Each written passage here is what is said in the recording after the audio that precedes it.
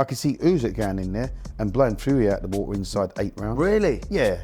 Wow. For me personally, anybody that does anything like this, they get a life ban. I'm with you, mate. I don't give them a year, 12 months, 18 months. You give them a life ban. I thought the guy's finished. Beterbiev right now is. I'm sorry. I better take the gum shield out. But, you know.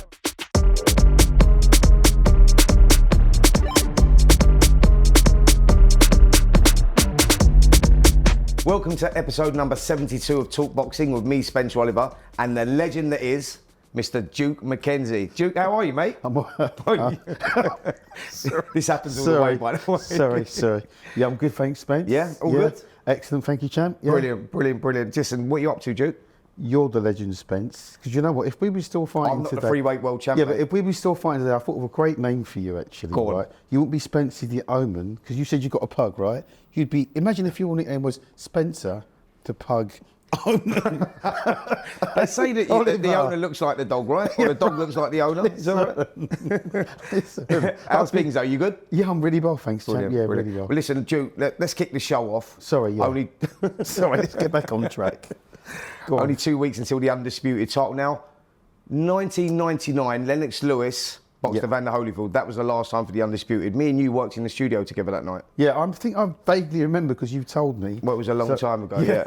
It was a long time ago. But I mean, look, that's how long we wait to get undisputed title fights. Duke, before we get into that fight, I want to ask you about, you know, the involvement now of Saudi Arabia, you know, the investment that they're putting into the sport of boxing. What's your thoughts on that? Do you think it's a good thing for boxing? I think it's a great thing for the sport. Obviously, there's going to be more money put into the sport. The only sad thing is that all of the major fights now, as you know, Spence, will be in Saudi. I don't know how many sort of Brits are going to travel there for the big events. Do you see what I mean?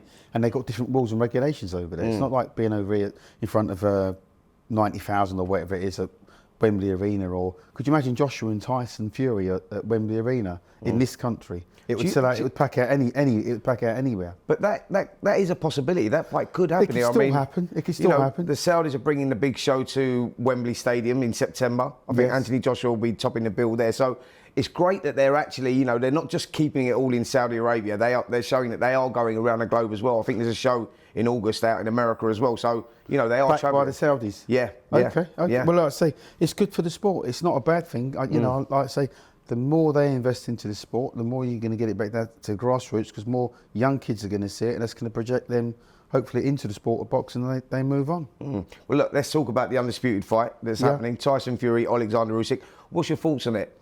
My initial thoughts, and they still are, is that Usyk will win the fight at some point. I just think if I was one of those two guys going into this fight, I'd want to be Usyk. I think Tyson Fury's ready to go. But what makes you think that? Well, look at his last fight, or look at his last couple of fights. Hasn't been that impressive. Tyson Fury doesn't really knock anybody out cold, you know. With the exception, I mean, right, take away the Deontay Wilder, which is a career's best performance for him, right? But anybody else that he's been in with, he doesn't batter them. He doesn't outbox anybody cleanly. I mean, he does a lot of things, but I think a lot of what he does is quite predictable if you know what you're looking at.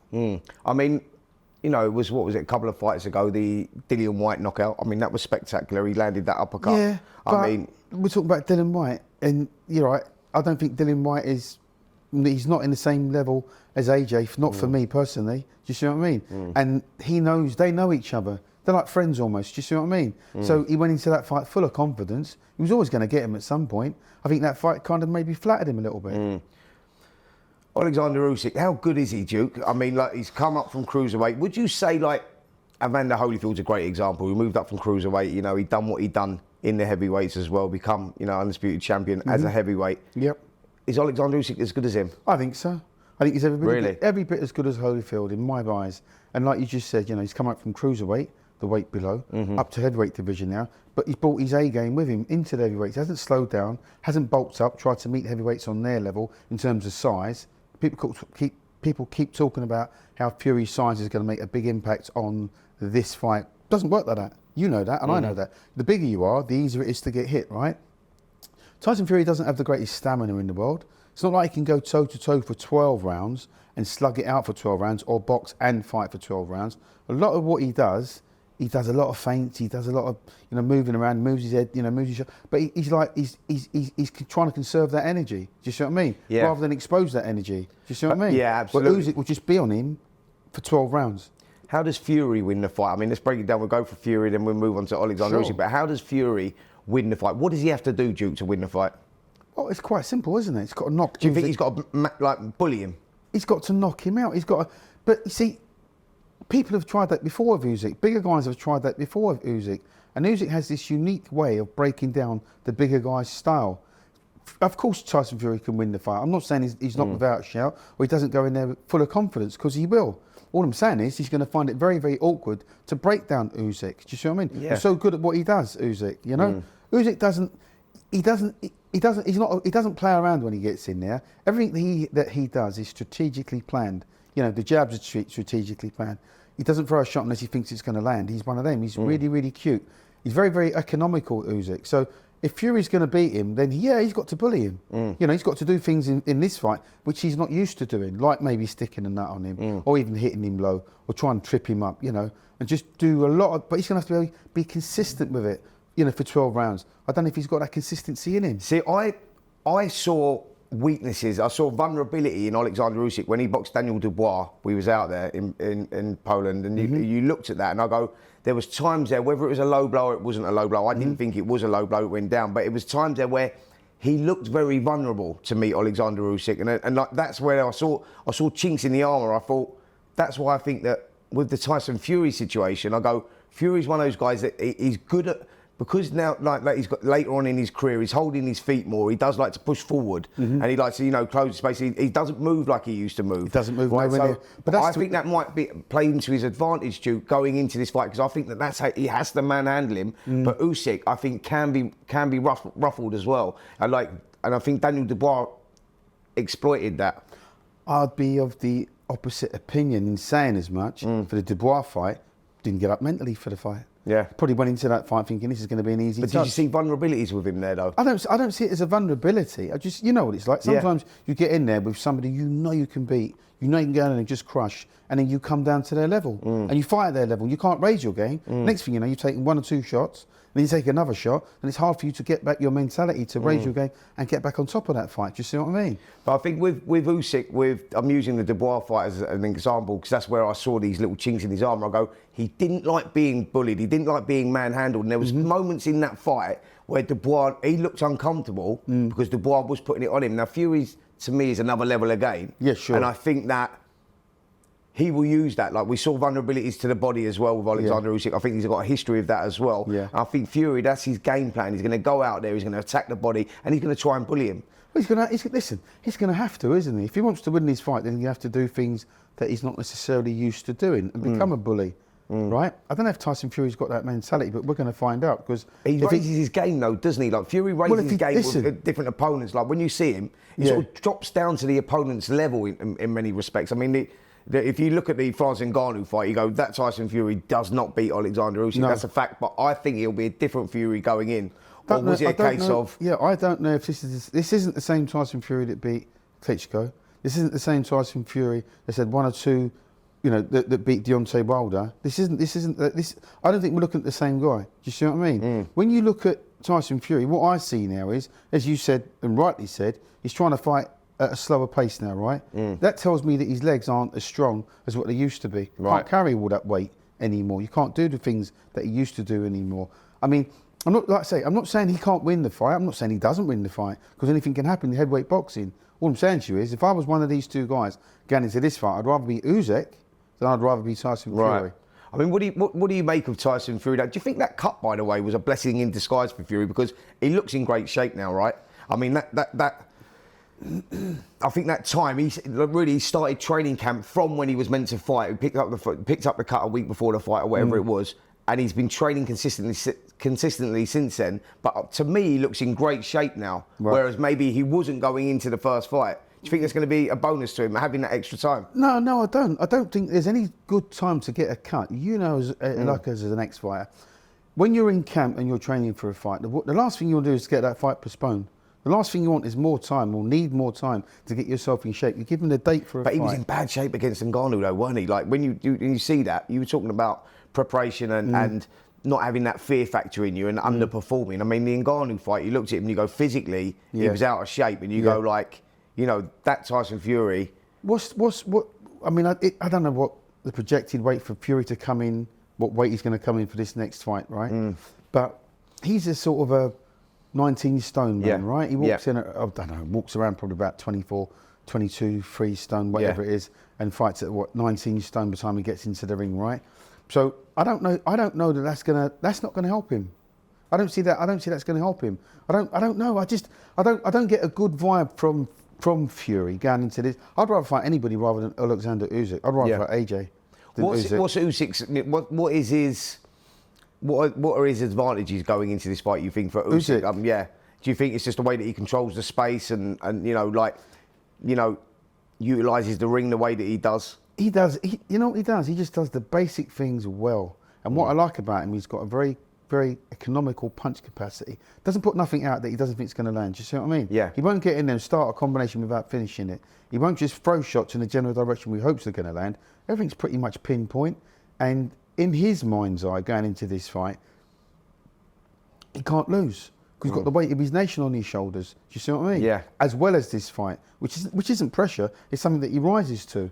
I don't really know that I see too many flaws in Usyk, because I almost write off the Daniel Dubois fight as much as saying he just didn't get out mentally for the fight. He still won the fight, and I do think that was it was a low blow personally. I think. Did you think it was a low blow? I thought it was a low blow Right, personally. okay. And if I was him, I'd have probably done the same thing. Do you know what I mean? Yeah. You know, if you take one low, then you've got to be given time to accountable for that, so you can get over it. And because it's not very nice when you get hit with a low blow. And, and even if it was only borderline, it still hurts. Yeah. So I just think that Fury, of course, he can win the fight.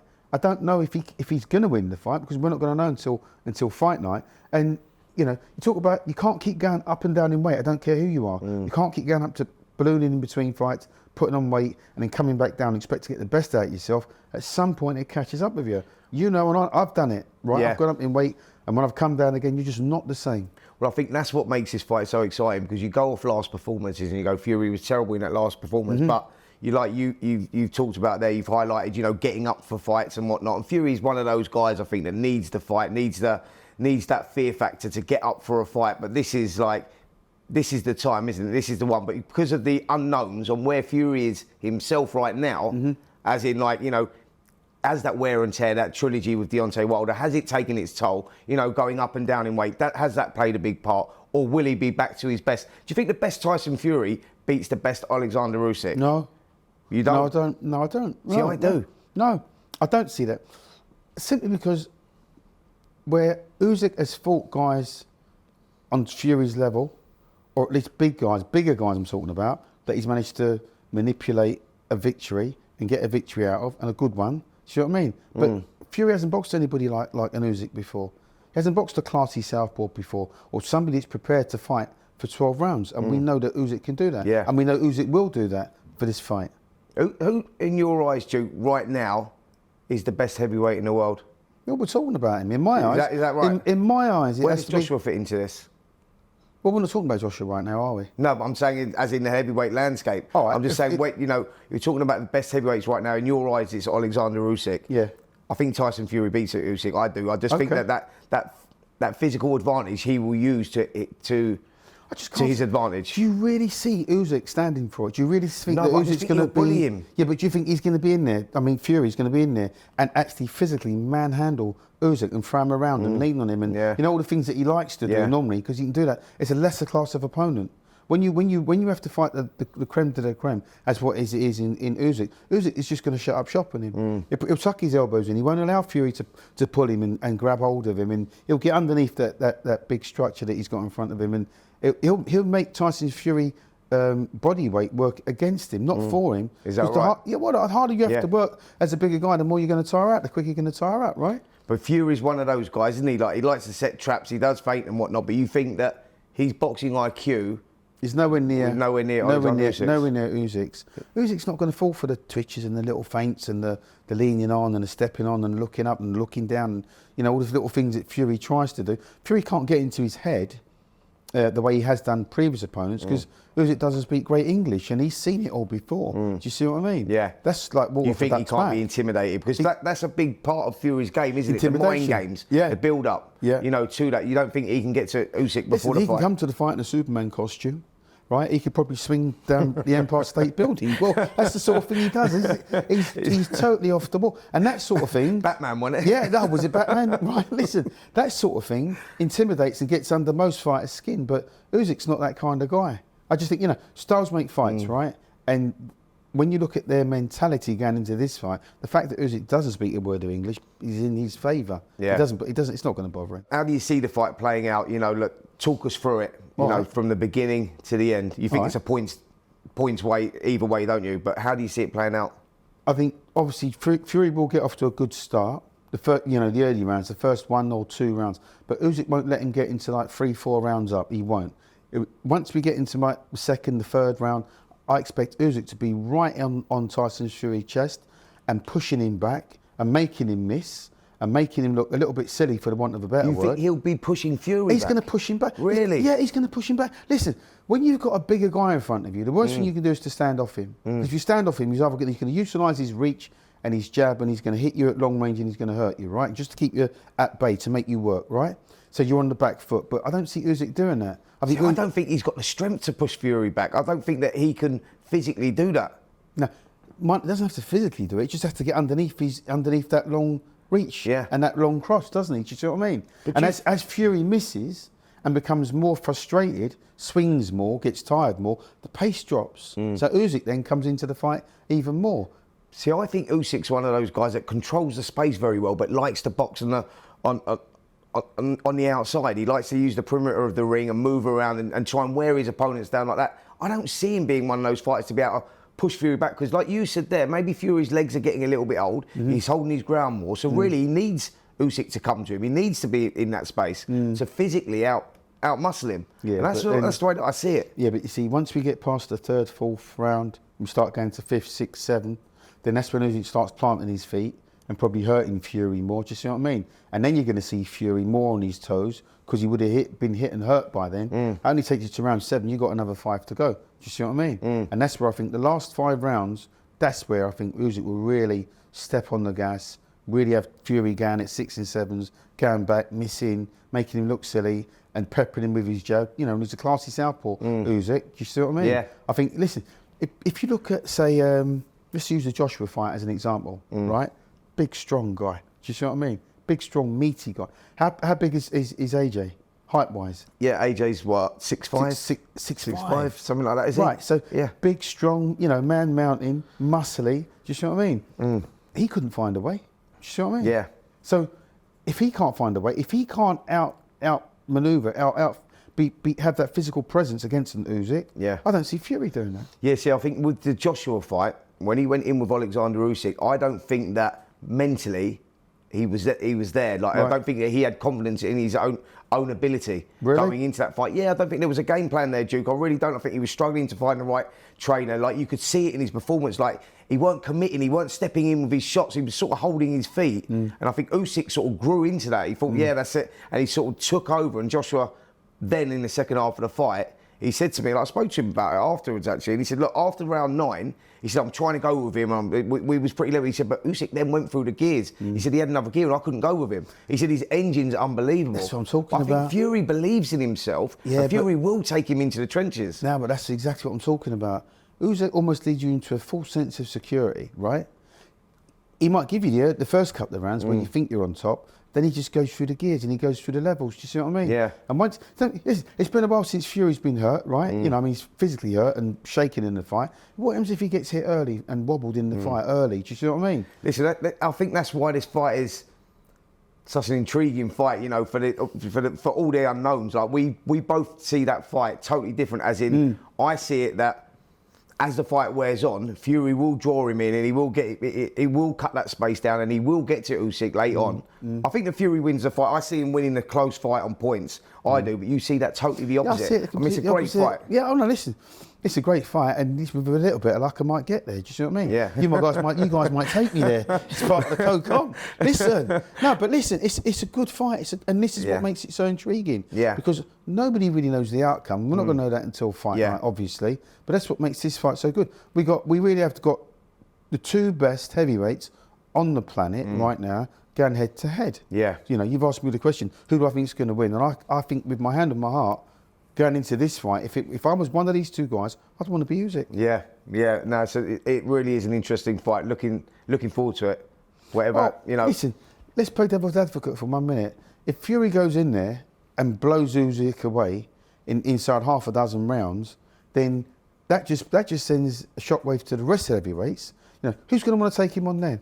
You know, when you're potentially looking at the best fighter on the planet getting wasted, not going to happen, is it? No. I can see it happening the other way around, no? I can see Usyk going in there and blowing Fury out the water inside 8 rounds. Really? Yeah. Wow. He's only got, listen, I don't think Fury's got the grip. But I'm totally the opposite. I see Fury going in there, and if anyone's going to get someone out of there, I think that Fury's physical presence will get him out of there. Let me ask you a question. How many times has Usyk been on the deck? How many guys have you seen get in there, hit Usyk on the deck, and he's gone over with a shot to the head? Body shots, mate. No, forget the body shots for 1 second. You can block body shots, can't block head shots. Yeah, but he's vulnerable there. I saw it with Dubois, mate. I'm telling you, like, the guy was like, who was it had him on the floor as an amateur as well? Beterbiev, yeah, sure. But he's a beast, isn't he? And that's the amateurs. You can't really. No, but we can't really make that up the old Ned Kelly, mate. You don't like it. Yeah. But but you can't really judge the amateurs with the pros. You know that. It's No, totally. But I mean, what I'm saying is a shot's a shot. Like, I think that Fury and his team recognise that is where the vulnerability is. That's how they slow him down. But don't you see? Or this is how I see it. If I know my opponent's going to pinpoint my midsection to slow me down, don't you think you're just going to shut up shop? You're going to work on that like you've never worked on before, and you're going to work on blocking and slipping defences. You can't do that with your chin, can you? Yeah. You can't put muscles on your chin. You can only guard it to an extent, but you're going to be vulnerable at some point in the fight where you let your combinations go, you let your punches go, you let your hands go, and then you've got to take shots back in return. Do you know what I mean? Yeah. I don't think Tyson Fury's got the best chin in the world. Listen, I can't wait. 2 weeks to go. And yeah, it's going to be fascinating, isn't it? Yeah, well, you need to get me there, Spence. We need to go over, mate. We need to go over and do listen, go and do the job, right? Absolutely. Right, Duke, onto a more serious matter. Ryan Garcia failed a drugs test last week. I mean, very, very disappointing. Austrian was in his system. Well, I mean, what do you make of it, Duke? Spence, mate, honestly, nothing surprises me anymore in the sport, right? And for me personally, anybody that does anything like this, they get a life ban. I don't give them a year, 12 months, 18 months. You give them a life ban. Now, the fact that he came in 3 pound overweight, right? The fact that he was so erratic before the fight, the fact that he's been saying just absolutely some diabolical things, you know, prior, during and after the fight, and now he's even stating that he's still innocent, you know. It's been found in his system. Ban him. Ban him. You know, what we don't know is the depth of what he was taking, and also how this is absolutely ruining the sport. Because I'm sure this is absolutely river deep, mountain high in the sport of boxing right now. You know, I think there's a lot more people that are going to be caught, hopefully, but they probably won't be because, you know, they only check title fights, right? To see if you've got... Well, no, I think they're doing it now. They're getting that sort of more regular testing now. But this is my concern, Duke, right? This is my concern. They test a day before the fight. So the test that he's failed one on the day of the fight and one the day before the fight. He failed the day before? The day before the fight, but they obviously get the results back like a week after the fight. I go, but at what cost? What I'm saying is the fight's taken place. What happens if someone dies in the ring and then he comes back positive? What is he up on? A manslaughter charge, a murder charge? I mean, that's where I'm at with Duke. I go, if you're going to get tested the day before the fight, why can't you get the results until after a week? And they go, we're talking about the process and the time it gets to the lab. I go, it goes to the lab, you make the call. How is like we're talking about fighters get in the ring and they put their lives on the line. Well, listen. And we've got people taking performance-enhancing drugs, coming in overweight. You go, At what cost is this? Yeah, yeah. I mean, Well, that infuriates me. They need to speed up the process, whatever their process is, right, of checking for the banned substance in anybody's system, the drugs that are in anybody's system. They need to speed up the process. Surely it can't take a week to find out the finders of whatever's in your system. Surely they can do it on, on your urine sample. Yeah. Surely, or a blood sample. Surely, I mean, initially, obviously, they take the urine sample, the blood sample, whatever it is. Yeah. Then they got to send it off to the lab for the test. Why not just get the lab on site, or there must be someone that can get it done on site on the day. Yeah. There has to be. Yeah. In this modern day that we live in now. I mean, look, Duke, help me with this one as well. Like, whenever somebody fails a test, straight away, I don't know what it is. I don't know how it got in my system. Well, listen, and I know, Spence, right? You know what goes in your mouth when you're training for a fight. Yeah. I know what goes into my mouth when I'm training for a fight. Yeah. It's a blatant lie, and anybody that's been caught and they just blatantly lie, it's more... Yeah. It's a smoke To screen, me, it obviously. makes them look more guilty. I Yeah, think sure, when they come up with that about, I don't know what it is, and Yeah, sure. like, to me, it's not acceptable. And I'm with you, mate. I think that we're in a sport here that is, that does take lives. People do get injured, and you go, like, you get caught, forget the 2-year ban, 3-year ban, because that's probably why they're doing it. Think, I might get a 6-month ban. Ban it for life. But a life ban is the only way you're going to iron it out. And you can't just ban the fighter, you've got to ban probably the manager, you've got to ban the people promoter. around it. Yeah, you've got to do the whole shebang. Somebody's got to be held accountable. Yeah. I know that the promoter and the manager, obviously, they don't know what the fighters are doing when they're in camp, when they're training, when they're at home, when they've got their downtime. Of course they don't. However, they're part of that team. So if that's the case, then surely there should be some kind of a ban for the whole outfit, right? Yeah. Because then that way you outlaw everything. Then everybody's going to become more strict with the whole sort of setup, and it's not going to happen. I mean, what's the reasoning? Why are we getting so much of it now? Like, you go, like, look, Duke, when you go back to when we were fighting, you go, like, you didn't hear about it a lot. Yeah, a steak was your drug, right? Yeah. Having a steak was like the best thing you could ever have when you was in training for a fight, right? You were trying to make weight, you're cutting weight, you're coming down. That was a luxury, mate. It was a luxury. Well, it's I didn't get anything, mate. You know what I mean? I was lucky if I had a bit of beans on toast, me. It's like, real. We used to train very, very Spartan, and we would have a very Spartan lifestyle. So what we was eating was very, very minimal. But taking a artificial stimulant never entered my mind when I was making weight. I'd rather not be champion than a champion, because I couldn't cheat my way to the top. Fighters today don't seem to have that sort of pride, right? Some would rather cheat their way to the top. Yeah. You can't do it. But on the way to cheating, somebody's going to lose their life at some point. Do you see what I mean? Yeah, absolutely. I'm with you, mate. Well, there shouldn't be any argument then. The powers that be just need to really come down really, really hard on everybody that even thinks about doing this. Yeah, I mean, if you're Devin Haney now, what are you thinking? He must be devastated. When you watch that fight back, Duke, you go like, when he was hitting Haney, there was having this effect, and you go, you've never seen Devin like that before. As in, like, do you know what I mean? Like, every time he got hit, he was proper getting hurt, and you just looked at that, and you go, now we know what we know. Yeah. You go, you feel sorry for the kid. Do they need to overturn the decision? I mean, what do you do if you're Devin Haney right now? Well, he lodges a complaint with the governing body, and then, like I say, look to get the decision overturned, because he's lost to a cheat. Yeah.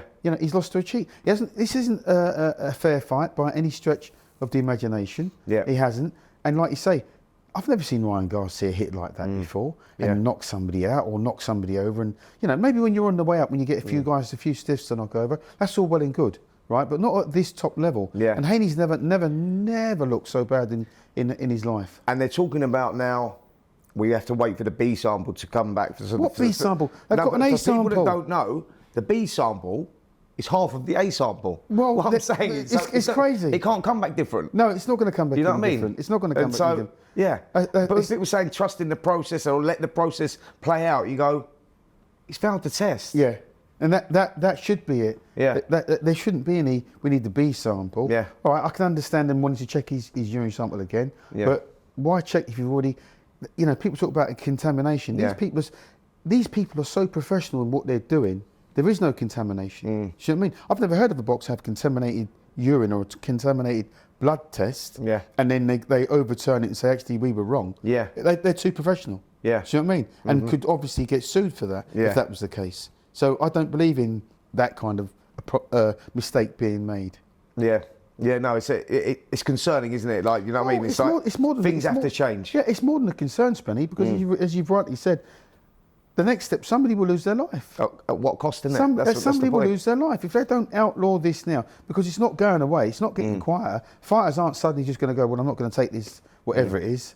You know, they're going to, unless the message is sent out there that it's just totally banned, it's totally unacceptable, then they're going to keep doing it until something major happens. Yeah, no, I'm with you, mate. I'm with you, and I think there needs to be more stringent testing. And I think they need to get the samples back quicker. Yeah. And I think that there should be a life ban for boxers that get caught with it, because I think it's going on too much. Yeah, listen, I echo everything you've just said, but we probably both know that's not going to happen. Yeah. Because everything boils down to money, right? And who's going to pay for all these testings? Do you see what I mean? Yeah. So the promoters aren't going to pay for it. You see what I mean? The managers aren't going to pay for it. So who's going to pay for all of these testings? Yeah. If you're going to do it right across the board for all of the fighters, they're just not going to do it. But that's what needs to be done to outlaw it. You think it's not financially achievable? Like, do you know what I mean?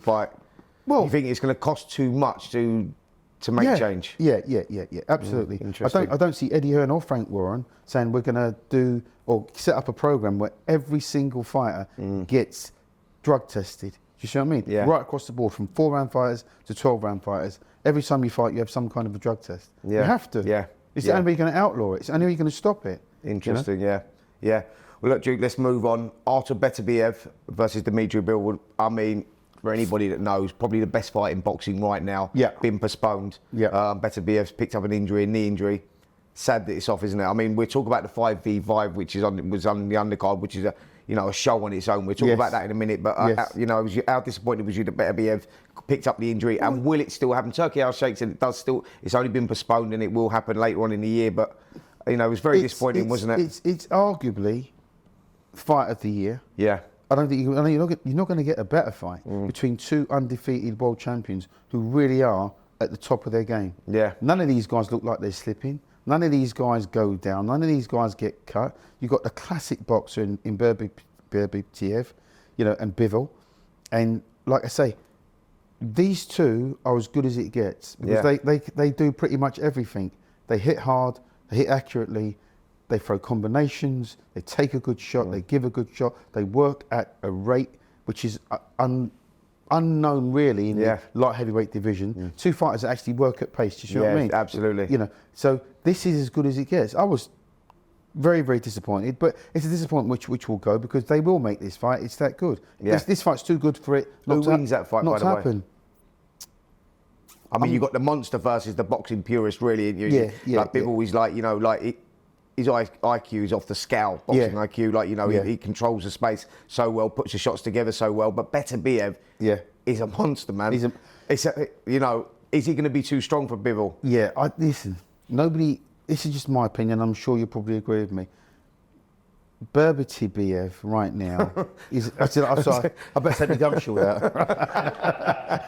But you know where I'm going with that. Yeah. I don't think that Bivol is going to beat him, because Bivol likes to box at pace. Bivol likes to control everything with his. Listen, don't get me wrong. He's great at what he does, and if he was anybody else, I'd back him to win. Yeah. But he's fighting somebody that really isn't.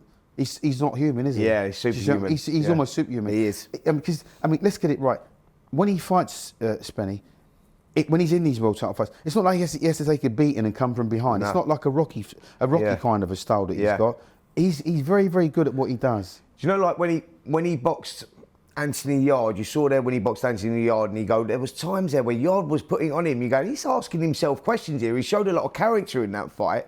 But then, last time out when we saw him boxing, you go, actually, there's a bit of boxing IQ about this guy as well. You know what I mean? He's got boxing IQ, he's not just that monster. He's a smart guy as well. Yeah. As in, do you know what I mean? He will systematically break his opponents down, but at a high work rate. Yeah, he breaks you down. And, the high guard, the high press in football terms, it's like a high press. He gets right on you, backs you up, hits you to the head and to the body, hurts you. I mean, the way he took Callum Smith apart was that was insane. Callum Smith's a world-class fighter, make no mistake. Yeah. But he made him look almost ordinary in the way that he broke him down systematically. And when you get hit and hurt in a fight early, as you know, Spence, if you get hit early enough, you go into a shell. You don't want to come out because you don't want to take that shot again. Do you see what I mean? Yeah. And Callum Smith went into a shell really, really quickly because he was hit early with a really good body shot, and he got hit with headshots, obviously, later on in the fight. But he just broke him down systematically. But if you look at any of his fights, that's what he does. That's what he does. He breaks you down systematically.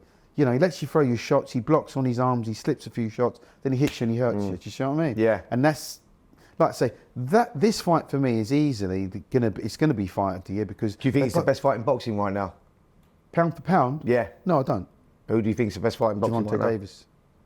Gervonta Davis. No, I'm saying the best fight. I'm saying. Sorry, do you think that's the best fight? Oh, the best fight. I thought you meant the best fighter. Yeah, no, sorry. No, yeah, it's the best fight. It's the best fight in world boxing because it's for undisputed. You've got 2 unbeaten fighters. You've got 2 fighters who on paper can do pretty much everything simultaneously. They're both on a collision course, but I just think Bivol's going to be found wanting. You know, when it gets to fascinating fight though, isn't it? Oh, it's a great fight. It's a great fight. It's another fight which I think you should be doing, and I should be doing. We should be doing it together, mate. No, listen, 100%. Listen, you mentioned Gervonta Davis there. Yeah. You think Gervonta Davis is a better all-round fighter than Terence Crawford? No. Terence Crawford probably pound for pound is the best fighter on the planet right now, just simply because he's a switch hitter. Davis can't go from left to right or right to left. Yeah. He's strictly right-handed, right? Yeah. So if I was a gambling man, right, I would go with Crawford being pound for pound the best because Crawford doesn't take anything. Do you know what I mean? He gives out plenty. He doesn't take hardly anything back in return, and you don't know where you are because by the time he's hit you with a right hook, then he switched to the orthodox stance. He's hit with a left hook, then he hits you to the body, then he hits you to the head, and then he's got great balance, good footwork, great ring IQ. Doesn't get hit, doesn't go down on the deck. Where are you going to beat him? Do you know what I mean? Does Crawford live in any era of welterweights? Any era. I mean, you know, we could be going back to like Leonard, Duran. You know, does he live with them guys? That's a good question. It's a good question. Yeah. Because you're probably talking about 4 of the greatest welterweights that have ever that's what lived. I'm saying. Like, yeah. I think he's a modern day great. I don't think he's an all-time great.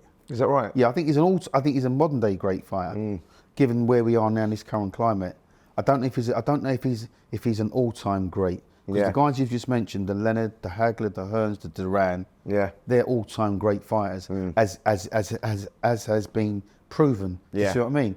However, this guy's an undisputed champion. You know, he's done it in two. He's undisputed. He's going for an undisputed in his 3rd weight category. Then that gives him the credence, surely, to be up there with the real legends of the sport. Because nobody from this generation, our generation, has done that, and nobody from his generation is doing that. So I think, he's got to be considered an all-time great. Yeah, I think he probably does live with some of those guys. Yeah. I mean, wouldn't you love to have seen him against maybe Ray Leonard or come on, man. Duran? Could you imagine that? Do you know what I mean? Could you imagine that? Roberto Duran, Terence Crawford. Mate. What? I mean, you know, these are, you know, Sugar Ray Leonard. Crazy. They're mouth-watering fights. So yeah, he deserves to be up there with those guys. Yeah. Well, look, let's talk about the 5v5 Duke. Yeah. You know, that fight, so that show does still go ahead, June the 1st. Top of the bill now, more likely going to be Deontay Wilder, Zhale Zhang. Right. We've got Daniel Dubois and Filip Hrgovic on that card as well. But let's start with Deontay Wilder, Zhale Zhang. What do you make of Deontay Wilder's last performance against Joseph Parker? I thought the guy's gone. The guy's finished. Yeah, it wasn't a bad night. He looked shocked. Yeah, he looked shocked to pieces. I'm with you. And Parker's always been the bridesmaid and never the bride. But somewhere or another, in his own mindset, he's got his act together, Parker. And he went out there that night. He was like a man possessed. He wasn't going to lose that fight. And once he had Deontay Wilder a little bit sort of backed up and caught him with them big overhand rights, those big overhand right hands he was throwing, he went to Parker. He said to your man there, he said to him, "Wait there, mate. So I'm just going to throw this shot at you." He said, "Stay there, just put your chin up a little bit." And he launched it, didn't he? Do you know what I mean? Yeah, absolutely. He launched it, but he landed. So you have to look at him and you've got to say, right, he's not the fighter that he once was. Yeah. Do you see what I mean? He's not. You know, quite clearly. But that fight just has knocked the stuffing out of him. Does he beat Zhale Zhang, or do you think Zhale Zhang beats him? I think Zhang wins. Yeah, I think Zhang wins. Yeah. Yeah, I think he wins. Yeah. He's big, heavy-handed, southpaw, if I'm not mistaken, Zhang. Yeah. So I don't know if your man there can fight a southpaw. I don't think he knows how to fight. I just don't think the fight. I think the fight's left him. Sure. You know, I think fighters get old overnight, don't they? And you know, what's he, 40 years of age now? Is he He's had them hard fights. Yeah, he's 40, Yeah, well, listen, he looked 40 in his last fight. He did. I think Father But Time's he looked caught, 50. Well, okay, so listen, it looks like Father Time's caught up with him. Absolutely. He doesn't look. Listen, we're not talking about the formidable force that was blowing guys away. Obviously, in the early part of his career, and obviously as a world champion, that's gone now. But Still a good fight though, isn't it? It's because almost, it's that again. It's that unknown Duke going in there. Yeah. Was it just a horrendous night he had, or is the fight left him? Yeah. That's what we find out. I suppose. it is a good fight. It is a good fight, and this is a crossroads fight for the pair of them. Because obviously the winner will go on to get potentially probably a world title fight. Yeah. And the loser really has got nowhere to go. Well, look, we've got Daniel Dubois on that card as well. He's fighting Filip Hrgovic. That could be for the vacant IBF title. Because once this undisputed happens, I think the titles fragment, and that title could be on the line for June the 1st.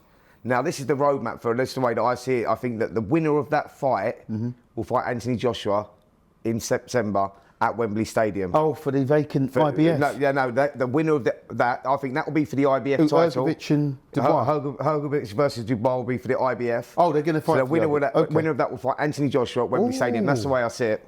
That's what I think is going to happen. I think that is the roadmap. Yeah. So let's talk about Hrgovic and Dubois. Who wins that fight? I'd like to see Dubois win it. Because then you're talking about Dubois and Joshua, aren't you? Yeah. Like at Wembley. Yeah. But Dubois has been he's very temperamental. You don't know what you're going to get with Dubois. Yeah. You know what I mean? You don't know which Dubois shows up on fight night. I mean, listen, we've all had fights where we haven't looked great, and we've all had fights that we've lost and come back and then look really good coming back. So this is that sort of question we have to ask Daniel Dubois even. Yeah. I've still got my gum shield in, Spence, sorry. Yeah, right. This is the sort of question you have to ask Daniel Dubois. You can only ask that question after this fight. It's not a question of if he wins, it's the manner that he wins. Yeah. If he goes there and does a real job on Hrgovic, who's a damn good fighter, make no mistake about it. Yeah. It's a good fight It's a good fight for Dubois, this fight. So we're going to find out what he's all about. How great would it be? Dubois beats Filip Hrgovic for the vacant IBF title, and we get two Brits, right. Wembley Stadium. Yep. Anthony Joshua looking to become a three-time world champion against Daniel Dubois. That's a great fight. Say that again, what, sorry? For a three-time world champion. I like three-time world champion. I like the sound of that. Listen. No, you was a free weight world champion. This is a three-time world champion. Yeah, good point. You was a free weight world champion, mate. You've got into that legendary status. You know what I mean? Yes, sorry, not many of you around, mate. So don't stop me off, please. Right, no, you know what? Ali's done it. Ali's been a three-time world champion. Holyfield, I believe, was a three-time world champion. I'm just thinking about three-time world champions in the heavyweight division. Yeah. Well, listen, I mean, it's all, the scene's set, isn't it? The scene is set. Let's just hope that Dubois gets the victory, and then we can get a Joshua we can against talk about Dubois. You know what I mean? Yeah, it's a good fight. But back to Daniel Dubois, question marks are going to be asked of him, right? Because I'm still not convinced the fact that he, scraped through that fight against Usyk. I know he didn't get a decision, but they said it was a low blow. I thought it was a low blow. You think it was a low blow? I didn't think it was. No, you didn't think it was a low blow. No, I didn't think it was a low blow. But I thought it was a low blow. Right? Waistband up there. Whether it was wrong. A low blow, and that's what it is. But so we have to wait and see what Daniel Dubois is like. When the rounds go on. It's okay getting guys out there in 2 or 3 rounds. When you start talking about 7, 8, 9 and 10, 11 and 12, the second half of the fight, does he have the concentration? Does he have the mental capacity to take him through in the hard rounds when the going gets tough? Can he dig in? Do you see what I mean? Yeah.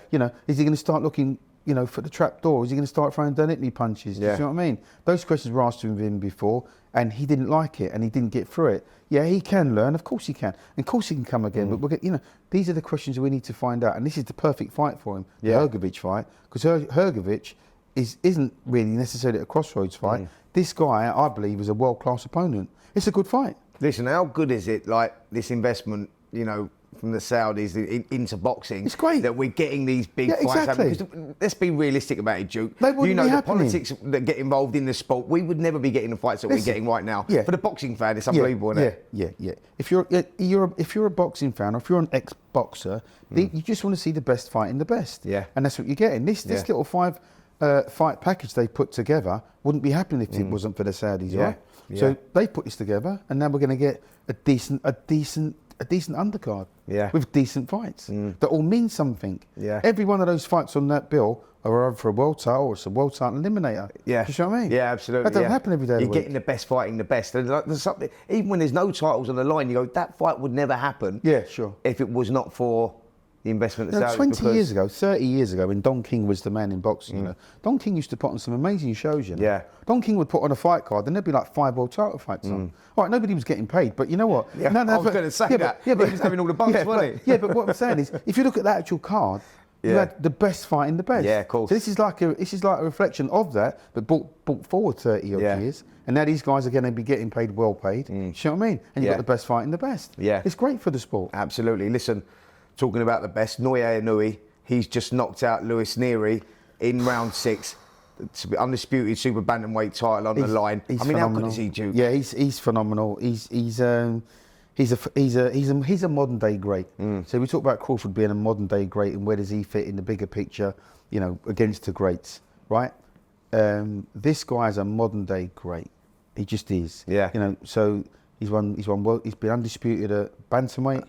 He's been undisputed super bantamweight. Yeah. And if you look at the guys that he's been fighting, he doesn't duck anybody. Yeah. They don't say, well, you're going to fight your number 1, and he goes, oh no, I'll fight the number 2. Yeah. Do you know what I mean? He's looking for all the champions, but he's knocking out the champions. Do you see what I mean? Yeah. And he batters you, Yeah. as you know. Hits hard, hits great body puncher, appears to take a shot, not shying away from anybody, goes in and does a job. He's like a demolition man. Can he move up again in weight, Duke? You know, I think he's a free weight world champion now. Is there still more to go? Can he go up again? I mean, how would you have beaten him back in the day? I mean, look, he was around our weight. A sleeping tablet probably and a cocoa, you know, for the night before. I'll just slip something into his drink so he gets an adverse finding in his urine sample. You know what? You know, it's a very hard question because he's had boxers in front of him, and he tracks you and he cuts off the ring so well, and then he corners you and just beats the living daylights out of you. The thing is with guys like Inoue and Crawford, we don't know how good they are because they've never been beaten. That's right. Do you see what I mean? Yeah. We don't know how good these guys are. We're talking about, you know, legends and comparing them with, you know, like, you know, ex-champions and whatnot. You go, you can't really do that right now because their legacy's not complete. Exactly. And, you know, I think that in years to come, you will be talking about these guys as modern-day greats. Yeah, sure. I mean, as all-time greats, sorry. Could you imagine if these guys, Inoue and Crawford, go through the rest of their careers unbeaten? Yeah. You know, then, you know, I mean, to the best of my knowledge, the only unbeaten fighter that I've ever known on a personal level that I've said hi to is Joe Calzaghe, right? Sure. I mean, these guys, you know, Inoue and Crawford are right up there on that par, and they're an elite species, aren't they? Yeah. Do you see what I mean? Yeah, absolutely. You've got world champions, obviously, but these guys they've gone to a whole new level. I mean, another modern day great, Canelo Alvarez. He got victory over Jaime Munguia. Yeah. What did you make of the performance? Figured he was going to be... And how good is he? Yeah, I mean, listen, Canelo's a modern day great fighter. You've got to give him a lot of credit. He is. And he was always going to beat Munguia for me. Yeah. Because Munguia's style was made for him. Again, another smaller guy moving up in weight. And Canelo, however he makes the weight, he's just so powerful. He's so powerful. And he's so really well educated. But I mean, obviously, there are 1 or 2 chinks in his armour, I do believe. Canelo, I'm talking about. Yeah. But he's a modern day great fighter. Do you think he's ducking David Benavidez? Like, 100%. why does he not take that fight? Yeah, that's the fight that everyone wants to see, right? Yeah, of course we want to see it. We've got to get the Saudis involved and get them to get that fight over. Can they get it over the line, though? Do you think that Canelo takes that, Yeah. If there's enough money. So he's doing a little swerve and he's staying away. He's giving him a complete body swerve. Listen, I'd avoid David Benavidez like the plague. Do you know, I'm coming to the end of my career. He's a monster. He's a monster, isn't he? Yeah, I'm coming to the end of my career. I want my legacy to stay intact. You're going to fight a young, hungry fighter that can box and can fight. You see what I mean? Very much on the way up. Do you see what I mean? Yeah. David Morrell, he's another one, right? Yeah. You avoid those guys like the plague. You know, you box smart, as they say. Do you see what I mean? You fight whoever, you box another name, maybe another guy that's moved up from a lighter weight division, or you box maybe the number 5 or 6 in your own category. Knock those guys out. Yeah, great. I'm still great. That's fantastic. But do you really want a young, hungry lion in your face that's going to be on you for 12 rounds? No, you don't. So Canelo's a modern day great. He served his dues in the sport of boxing. For me, if I was him, I'd have one more. I'd just have one more and then I'd call it a day. Is that where you're at with that, Duke? Yeah, you think that, you know, he's achieved everything that but how much is enough? How much money can you have? Yeah. How many millions can you have? Do you see what I mean? I mean, they say, you know, if you want 1, you want 2. If you want 2, you want 5, 10, 15, 20, 50, 100 million, I mean, whatever it is. Look at you. You've come in here to do this show. You know what I mean? Spence, but you get me cheap, brother. Let's get it right. No, listen, I know my worth, mate. I like Canelo for a number of reasons, and I just think that he's a modern day great fighter, and we should celebrate him. because he's soon going to be gone. Yeah. But, you know, like I say, he has been beaten. Bivol done it, right? But that's because Canelo stepped out of his league, but he's gone back down to super middleweight now, where he belongs. You see what I mean? So let's just hope he has one more at super middleweight, doesn't try to venture out of his weight category. Will he take that David Benavidez fight now, or do you think that could be tempted? If the Saudis did come up with the money, do you think that he takes the fight? Sure. Does he win? No. You know, he's not going to beat Benavidez. No, listen. Listen. He knows that as well. Listen, you know, and I know. When you're coming to the end of your career, certain things aren't working. You're not firing like you should be, and you convince yourself you're as good now as you've ever been. But the reality is, there's too many miles on the clock. You see what I mean? Yeah. And when you've got too many miles on the clock, you put the key in the engine, mate, and it don't start. No, listen. You turn it over and it doesn't make that noise anymore. Yeah. And then you choke a little bit, and then you try to run, and then you just go flat. You see what I mean? Yeah. And then you take a shot, you go over, and you're like, well, I don't need this anymore. At what point in your career did you recognise that was happening to you? Oh, do you know what, Spence? Now, listen, God's honest truth. Now, listen. I'm interested. I'm really interested. I'm going to say the God's honest truth, right? I think maybe 4 fights before I retired, my 8-10 mile runs, I struggled so badly, right, just to get out the door. Never mind do the run. You see what I mean? By the time I got to my last fight, I could barely jog for 3 miles. Is that right? Listen, I was in agony. You see what I mean? Both mentally and physically, I was in agony. Do you see what I mean? When your whole boxing life becomes a chore, you no longer enjoy it. Obviously, that's the time to get out. Yeah. And I knew probably at least 4 or 5 fights before I retired that I should have stopped boxing. Right. However, my circumstances, my private life had changed, which kept me in the sport of boxing. Right. So I was still a name, but no longer a threat. Yeah. Do you see what I mean? Understood. And so that you were still getting the opportunity, or maybe even more opportunities because of my name and what I'd achieved. Do you see what I mean? Yeah. So like I say, my last 4 or 5 fights were a real struggle for me. But I look back now with, fond memories, great memories. Do you see what I mean? Yeah. I met you through boxing, brother. Listen, mate. Do you know what? It seems like yesterday, me and you, Henry Cooper, Old Kent Road, training up there and all that. Like, it just seems like yesterday, didn't it? I remember We had some great times, some great people in the gym. We did. Great, really good domestic fighters in the gym. It was like a real hub, the Thomas Beckett gym back then when we were training. And but you know what? I wouldn't want to do it all again. No, I wouldn't want to do it all again.